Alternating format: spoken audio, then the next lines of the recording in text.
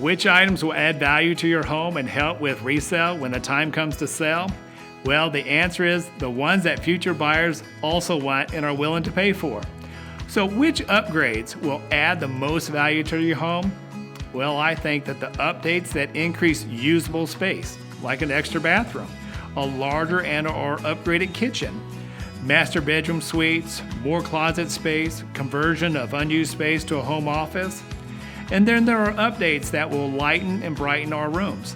White or light color paints and floor coverings, light woods, skylights, larger windows, French doors.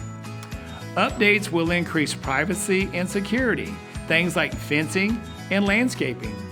As always, if you have any questions about the home selling process, please call, text, or email us today.